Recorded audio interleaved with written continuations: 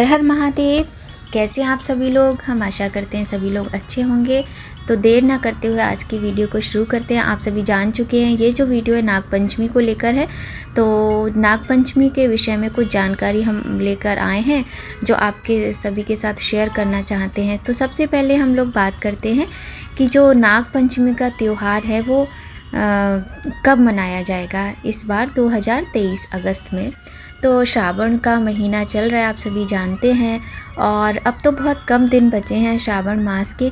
तो जो कुछ भी थोड़े बहुत दिन बचे हैं इनमें जो नहीं कर पाए हैं हमें वो उपाय कर लेने चाहिए, हमें वो पूजा कर लेनी चाहिए, हमें ईश्वर से जुड़ जाना चाहिए ताकि हमारे जीवन के जो कष्ट हैं, जो दुख हैं, जो तकलीफ़ हैं वो सभी दूर हो सकें। तो चलिए देर ना करते हुए हम आपको बताते हैं कि 2023 में नागपंचमी का त्यौहार कब मनाया जाएगा। तो नागपंचमी का जो त्यौहार है वो श्रावण मास के शुक्ल पक्ष की पंचमी को मनाया जाता है। तो जैसा कि आप सभी को पता है शुक्ल पक्ष चल रहा है और 21 अगस्त दिन सोमवार को ये त्यौहार मनाया जाएगा। और कोई ख़ास तैयारी करनी नहीं होती है, लेकिन थोड़ा बहुत जो कुछ भी करनी होती है वो आप लोग आज कर लीजिएगा, क्योंकि कल ही ये त्यौहार है। और बहुत ही अच्छा संयोग, एकदम दुर्लभ योग बन रहे हैं। बहुत ही अच्छा संयोग बन रहा है कि श्रावण मास का जो ये सोमवार है, तो इसमें ख़ास क्या है कि सोमवार के दिन नागपंचमी का इतना सुंदर त्यौहार आया है इस बार। तो ये बहुत ही शुभ योग है अपने आप में, क्योंकि जो सोमवार का दिन है वो भगवान भोलेनाथ को समर्पित है, और जो श्रावण मास है वो तो पूरा है ही भोलेनाथ का। तो अपने भोले बाबा को मनाने का मौका हाथ से मत जाने दीजिए। जब हम शिव जी की पूजा करते हैं तो साथ में हम नाग देवता की भी पूजा करते हैं। तो उसी प्रकार से आप जैसे प्रतिदिन यदि मंदिर जाते हैं या घर में पूजा करते हैं, उसमें थोड़ा सा आपको कुछ और भी कर लेना है, बहुत ज़्यादा कुछ नहीं करना है। तो जैसा कि सभी जानते हैं कि कोई भी त्यौहार हो, तीज हो, उस दिन हमें सुबह जल्दी उठना चाहिए, ब्रह्म मुहूर्त में उठ जाइए। कुछ नहीं तो मैं हमेशा अपनी वीडियोज़ में आपको बताती हूँ कि 6 बजे तो हमें उठ ही जाना चाहिए, इससे ज़्यादा देर तक नहीं सोना चाहिए। और जो लोग रात की ड्यूटी करते हैं उनके बारे में नहीं कह सकते, लेकिन हाँ जब त्यौहार होता है तो थोड़ा सा उन्हें भी थोड़ा तप कर लेना चाहिए। आप पूजा पाठ करके सो जाइए, कोई प्रॉब्लम नहीं है। तो सुबह जल्दी उठ जाइए, स्वच्छ वस्त्र पहनिए, घर में साफ़ सफाई कीजिए, और रात को ही अगर ला सकते हैं तो कच्चा दूध ला के रख लीजिए। और अगर ताज़ा मिल जाए, अगर आपके आसपास में कोई डेयरी वगैरह है तो बहुत ही अच्छी बात है, तो आप ताज़ा दूध ले लीजिए। लेकिन ये बात आपको ध्यान रखना है कि दूध कच्चा ही होना चाहिए, पका हुआ दूध नहीं होना चाहिए। मतलब गर्म किया हुआ दूध या उबाला हुआ दूध नहीं होना चाहिए, दूध कच्चा होना चाहिए। और उस दूध में थोड़ा सा मीठा मिला लीजिए, थोड़ा सा मीठा मिला के 2 बूंद गंगा जल, और इस तरीके से उसमें पानी बिल्कुल भी नहीं डालना है आपको। इस तरीके से आप दूध तैयार कर लीजिए, और चाहें तो इसमें थोड़े से काले तिल भी इस्तेमाल कर सकते हैं। थोड़े से काले तिल मिक्स कर लीजिए और ले जाके भगवान भोलेनाथ के मंदिर जाइए, शिवालय जाइए। और आपने देखा ही होगा कि जहाँ पर शिवलिंग होते हैं वहाँ पर नाग देवता तो होते ही हैं। तो हमें प्रथम पूज्य गणेश जी को पहले दूध से अभिषेक करना है। उसके बाद हम जिस तरीके से करते हैं, कार्तिकेय जी हैं, माता रानी है, नंदीश्वर भगवान हैं, सबका अभिषेक करने के बाद हम सीधे अपने जो हमारे नाग देवता हैं, नागेश्वर भगवान हैं, इनके ऊपर हम दूध से अभिषेक करेंगे। और बहुत ही अच्छे तरीके से मन में सुंदर भावनाओं के साथ आप पूर्ण श्रद्धा और सच्ची भावना के साथ भगवान का अभिषेक कीजिए, नाग देवता का अभिषेक कीजिए। और पीले रंग के पुष्प चढ़ाइए नाग देवता को। पीले रंग के पुष्प अर्पित करने से सुख सौभाग्य की प्राप्ति होती है।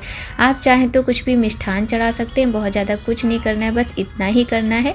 तो अब हम आगे आपको बताते हैं कि ये जो मंदिर की पूजा है, शिवालय की पूजा है, ये स्त्री पुरुष बच्चे बूढ़े सभी लोग कर सकते हैं। ऐसा कोई भी नियम नहीं है कि पुरुषों को करना चाहिए कि स्त्रियों को करना चाहिए, ऐसा कोई नियम नहीं है। तो सभी लोग कर सकते हैं।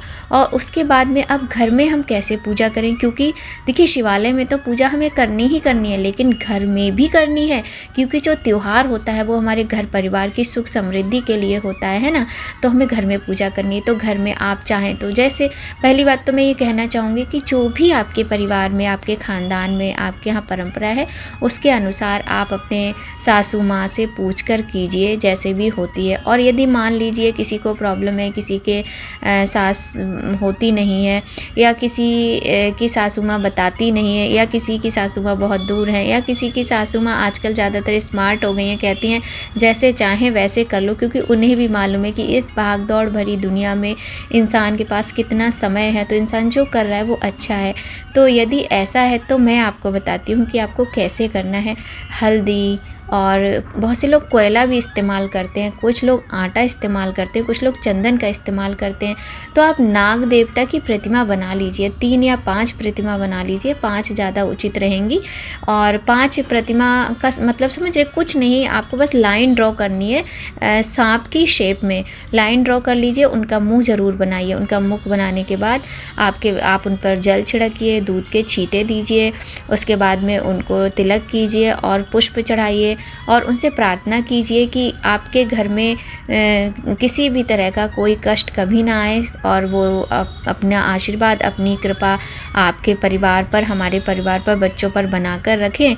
और बस, और इस आपको एक बात पता है, जिन लोगों की कुंडली में काल सर्प दोष होता है उनको नाग पंचमी पर व्रत रखना चाहिए, और पूजा तो बहुत ही ज़रूरी करना चाहिए, बहुत आवश्यक है।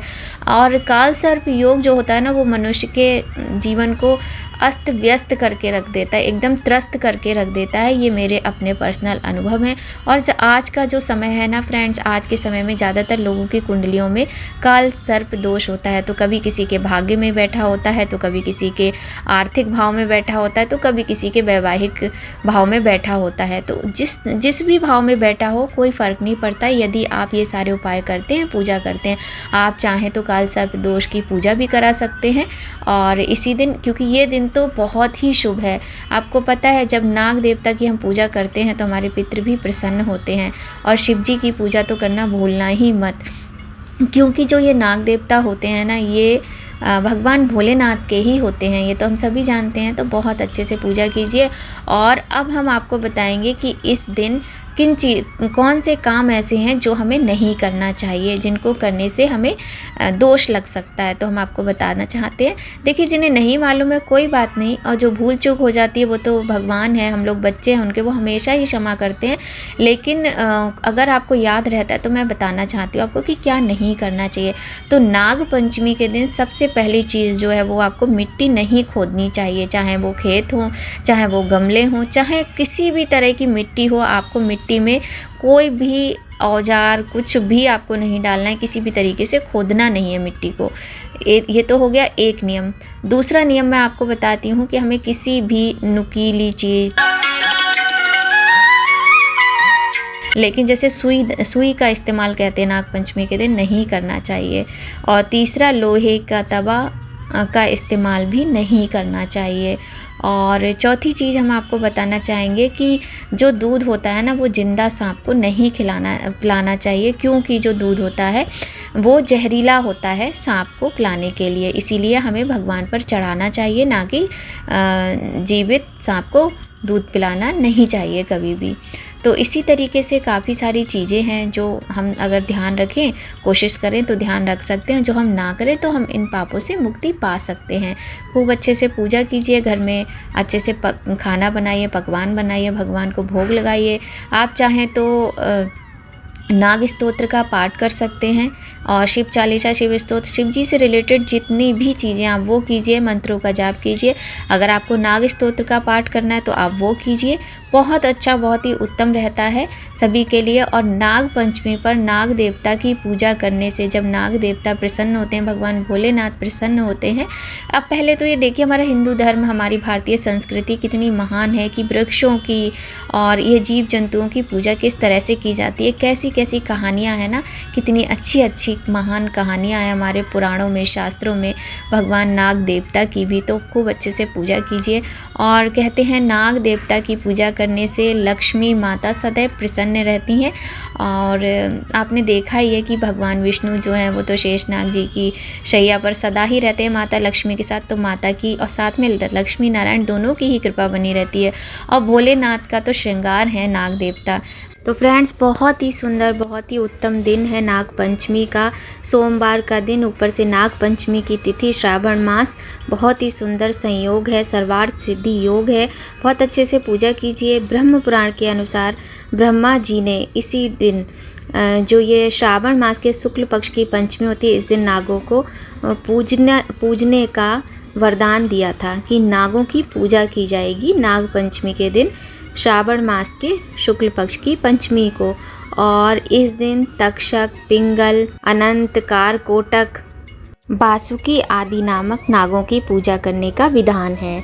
तो बहुत अच्छे से पूजा कीजिएगा। अगर आपको मेरी वीडियो थोड़ी भी अच्छी लगे या किसी प्रकार से हेल्पफुल हो तो लाइक ज़रूर कीजिएगा। देखिए, आपके एक लाइक से हमें बहुत ज़्यादा प्रेरणा मिलती है और बहुत अच्छी अच्छी वीडियोस बनाने का मन करता है। तो बहुत अच्छा लगेगा तो लाइक कीजिए। अगर आपने अभी तक हमारे चैनल को सब्सक्राइब नहीं किया है तो प्लीज़ जल्दी से जल्दी कर लीजिए। हम इसी तरीके से बहुत ही अच्छी वीडियोज़, बहुत ही अच्छे उपाय आपके साथ लेकर आते रहेंगे। और चलते हैं, मिलते हैं आपसे नेक्स्ट वीडियो में। हर हर महादेव।